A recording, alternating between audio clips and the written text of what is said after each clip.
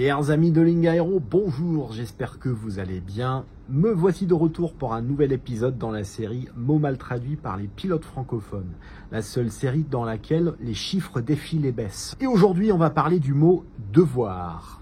Alors encore une fois, le mot devoir en français est un mot qui est très polyvalent, qu'on utilise dans beaucoup de contextes différents, et la manière dont on traduit ce mot-là va varier en fonction de la situation. Alors on va commencer par vraiment le plus simple, c'est devoir pour désigner tout simplement une obligation, ce qu'on doit faire.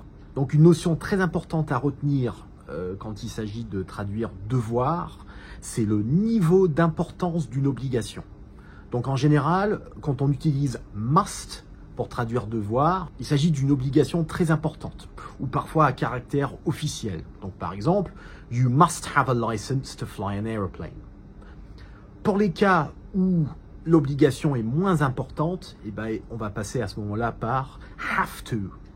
Have to qui est un petit peu plus flexible. Alors, autre chose importante à savoir à propos du verbe must, c'est qu'il ne peut s'employer qu'au présent. Donc, par défaut, quand on veut parler de quelque chose qu'on va devoir faire, ou quelque chose qu'on a dû faire par le passé, peu importe le niveau d'importance, on est obligé de passer par have to. Donc, I had to au passé, ou alors I will have to au futur. Donc par exemple, j'ai dû annuler mon vol hier soir parce que l'avion est tombé en panne. I had to cancel my flight yesterday because the aircraft went tech. Nous allons devoir patienter à peu près 30 minutes avant de quitter notre point de stationnement à cause d'un créneau aérien. We will have to wait about 30 minutes before leaving our stand because of an air traffic control restriction. Alors, petite erreur de syntaxe qui arrive très souvent lorsque les francophones essayent de traduire l'idée de « on a juste à faire quelque chose ». Bien souvent, j'entends « you have just to ».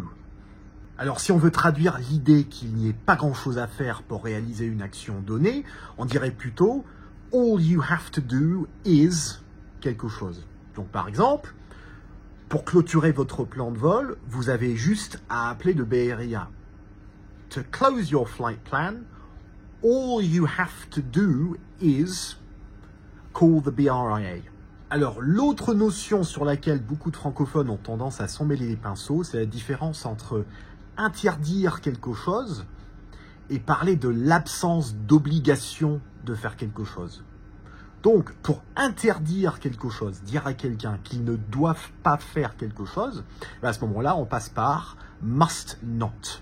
Par exemple, vous ne devez pas cirer votre manche sans mettre de gants de protection. You must not polish your stick without wearing protective gloves. Vous n'avez pas besoin, en tant que pilote d'ULM, de réussir un examen d'anglais pour voler à l'étranger. As a microlight pilot, you don't have to pass an English exam to fly abroad. Donc, don't have to indique uniquement l'absence d'obligation de faire quelque chose, et dans aucun cas une interdiction. Alors si on veut traduire devoir au sens être redevable envers quelqu'un, à ce moment-là on passe par le verbe to owe. Donc Ryanair doit 3 millions d'euros à l'URSSAF, Ryanair owes 3 million euros to the URSSAF. Si on veut traduire l'idée de son devoir au sens accomplir son devoir ou faillir à son devoir, et bien à ce moment-là, on peut parler de duty.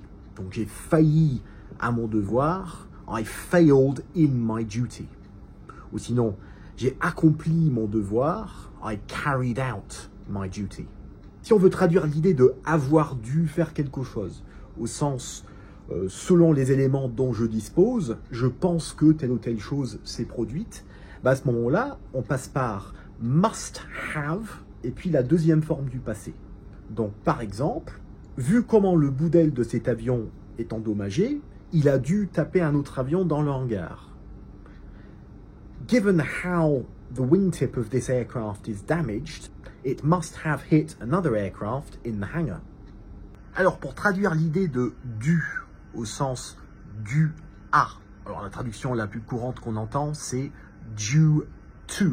Donc ça, c'est parfaitement acceptable. Parfois à la radio, on entend parfois des avions qui demandent à changer de cap à cause d'une cellule de vent. Et ils vont dire « Request 10 degrees left due weather ». Pourquoi ils disent pas due to weather? Tout simplement pour éviter la confusion entre la préposition to et le numéro 2. Sinon, quelques traductions alternatives de due à ou en raison de. On peut dire owing to, as a result of, ou sinon tout simplement because of.